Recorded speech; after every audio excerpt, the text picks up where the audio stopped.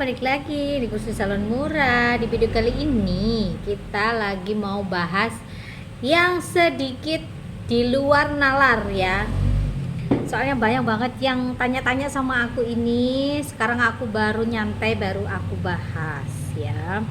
Jadi ada yang tanya gini sama aku, Kak, aku ngerasa kok salonku ini nggak kayak biasanya ya. Kok salonku ini sepi, kenapa ya? Kok salonku tiba-tiba ada hal-hal yang ganjil ya? Kenapa ya? Faktor apa ya? Apa jangan-jangan ini, jangan-jangan itu? Kalian tonton video ini sampai habis.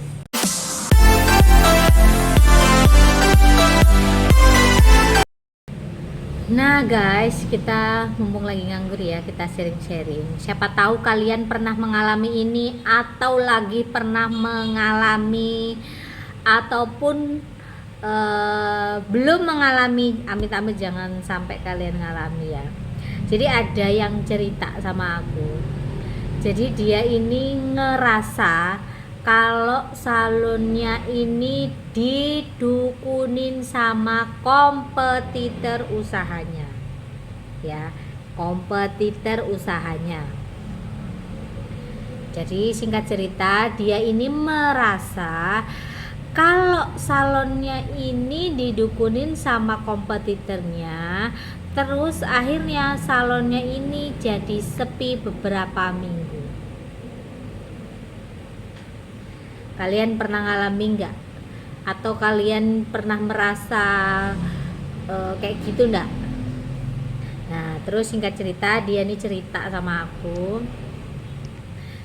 Terus otomatis ku tanggapilah dengan santai dan penuh dengan logika. Jadi gini guys, ini menurut sepengalamanku ya, selama aku ini buka usaha salon dari zaman aku kuliah. Karena ceritanya dua ini. Namanya kita punya usaha apapun itu, yang namanya orang sirik, dengki, gak seneng, belene ndelok kita itu pasti ada ya. Kalau kalian gak tahu belene itu jijiki lah, benci gitulah istilah kasarnya. Tapi kita juga harus bisa menyadari, gak semua orang itu kan suka sama kita. Gak semua orang suka dengan perilaku kita, kesuksesan kita. Itu macam-macam, ada orang gak sukanya. Tapi di lain daripada itu, terkadang kenapa orang bisa gak suka sama kita, kita harus kupas dulu. Entah itu karena sifat kita, ataukah karena memang tingkah laku kita, ataukah mungkin karena cara kerja kita di pekerjaan, kita juga gak pernah tahu. Cuman terkadang memang hal-hal seperti itu yang di luar nalar itu bisa terjadi di salon. Nggak semua istilah kasar itu, semua usaha pun sama, cuman ini aku ngomongnya salonnya ya. Pernah juga aku ngalami, yang aku pernah upload di video-video sebelum-sebelumnya, awal-awal aku nge-YouTube. Jadi terkadang kita itu nggak bisa loh ngejudge, oh salonku tiba-tiba yang ada hal yang aneh nih, pasti gara-gara salon itu. Belum tentu loh guys, belum tentu ya. Jadi kalian jangan suudzon dulu. Terkadang bisa jadi istilah kasarnya, musuhmu adalah di sekitarmu sendiri, dalam arti orang dalam tersendiri. Jangan kalian langsung ngejudge istilah kasarnya kompetitor salon kalian, kompetitor bisnis kalian. Belum tentu. Karena apa? Terkadang kita sendiri itu juga lupa. Lupanya itu kadang kita merasa sudah di atas awan. Katakanlah kita sudah merasa punya usaha, udah settle banget, usaha salon kita rame, tapi kita lupa satu hal, lupa menghargai orang. Ini sifat yang terkadang kita miliki tanpa kita sadari. Coba kalian ingat-ingat. Terkadang kan orang merasa, aku udah punya salon, pendapatanku sudah sekian, aku bisa beli ini, bisa beli itu. Akhirnya di sini tuh timbul yang namanya congkak hati. Merasa punya, merasa settle banget usaha kalian. Akhirnya apa? Terkadang kalian ngomong sama orang itu nggak enak di hati, nyepelek no Nah, belum tentu juga lawan bicara kita ini akan menerima omongan kita dengan nada yang sepertinya menyinggung, ya. Tanpa kita sadari mungkin kalian beranggapan itu hal omongan biasa, bercandaan dan lain-lain. Belum tentu yang menerima ini merasa itu guyonan, ya. Akhirnya terkadang timbullah yang namanya menggiring opini yang tidak baik untuk diri kamu sendiri.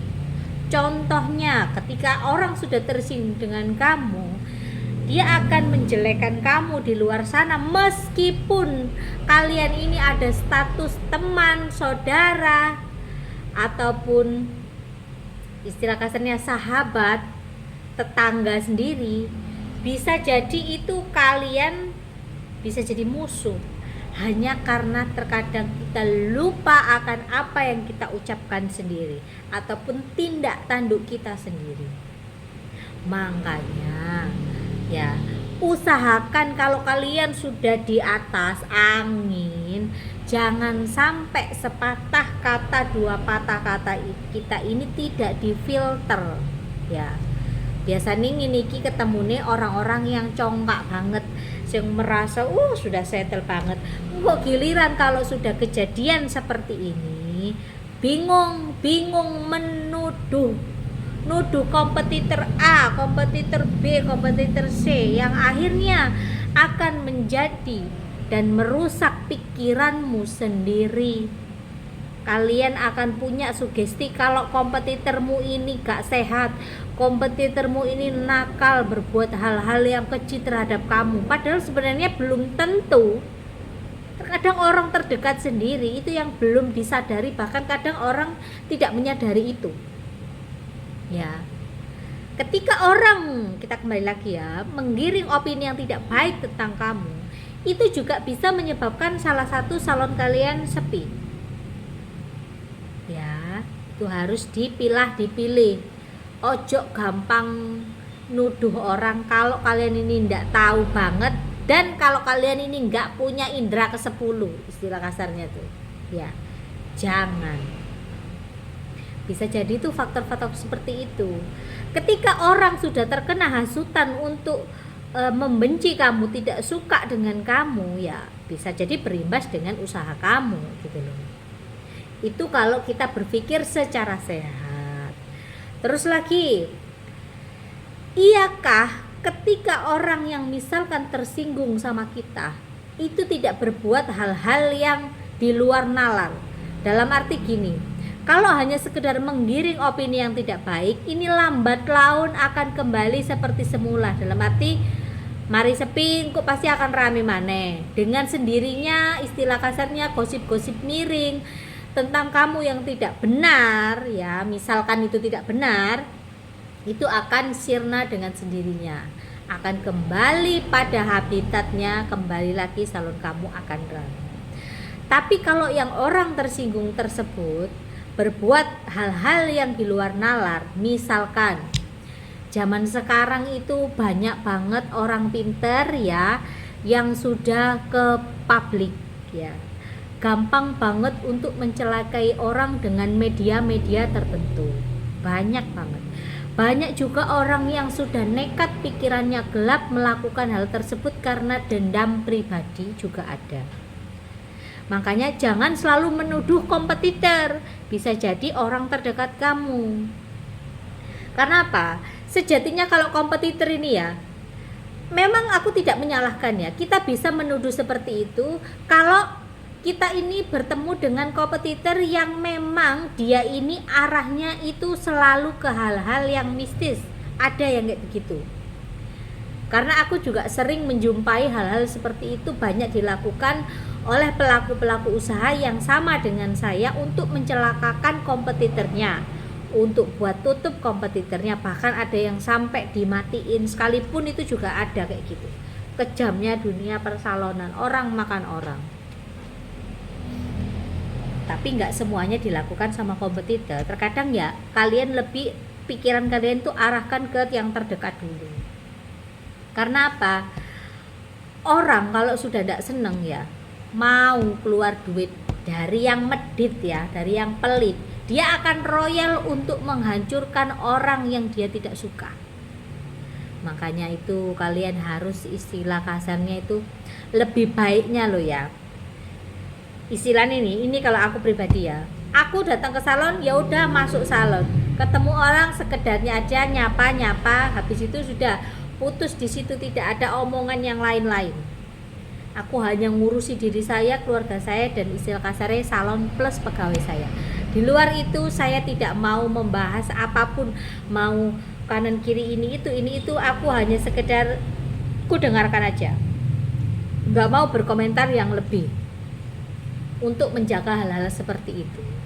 Jadi kalau kalian mengalami hal yang di luar nalar terus membuat salon kalian sepi, jangan selalu ngejudge kompetitor kalian dulu. Kalian pilih dulu yang terdekat kalian sendiri. Karena apa? Jangan sampai nanti salah sasaran, akhirnya akan kembali ke diri kamu sendiri. Karena apa? Sejatinya orang dicubit akan nyubit balik, kayak gitu ya. Padahal yang bikin kamu ini, misalkan nih, yang bikin kamu ini misalkan teman terdekat kamu sendiri ya, teman terdekat kamu sendiri, tapi kamu nuduhnya kompetitormu. Akhirnya kamu melakukan perlawanan, akhirnya kamu nyari orang pintar dan lain-lain. Karena dia merasa tidak melakukan itu ya, kalau orang ibu terpisah istilah kasar ya, kamu akan dibalas lebih daripada itu biasanya. Makanya usahakan dipilah-dipilih. Kalau nggak punya indera ke-10 atau indera ke-11, jangan gampang menuduh ya. Padahal loh ya, apa sih yang kalian cari ketika kalian ini musuhan dengan kompetitor usaha kalian? Nggak ada untungnya, nggak ada faedahnya juga gitu loh. Usahakan, namanya kita bekerja di bidang yang sama, jangan saling sikut menyikut. Tapi hal-hal seperti itu nggak bisa dipungkiri, nggak mungkin kejadian akur pun itu beberapa persen aja, karena rata-rata orang sudah pikirannya ini diserang dengan hal-hal yang nggak bagus dulu, pikirannya jelek dulu. Kebanyakan yang kutemui di lapangan itu seperti itu. Terus kalau kejadian hal-hal yang memang menurut kalian ini di luar nalar ya, otomatis solusinya tidak ada solusi yang mengharuskan kalian melakukan ini. Tapi rata-rata orang pasti mencari ya, orang mengerti, dalam arti yang mempunyai keilmuan yang lebih daripada rata-rata istilah kasarnya. Kalian bisa cari pemuka agama, atau kalian bisa cari sesuai dengan orang kepercayaan kalian. Dan apakah hal-hal kejadian seperti di luar nalar itu pure menyerang salon kita supaya sepi, ataukah lebih ke diri kita? Jadi kayak gitu tuh macam-macam guys. Jadi terkadang hanya menginginkan salon kalian sepi aja. Kalau kita bicaranya ini misalkan didukunin tuh ya, lebih ke situ.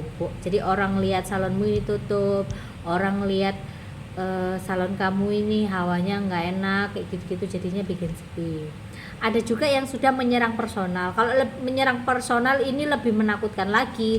Kalian bisa jadi ya begini, tapi nggak langsung begini, step by step.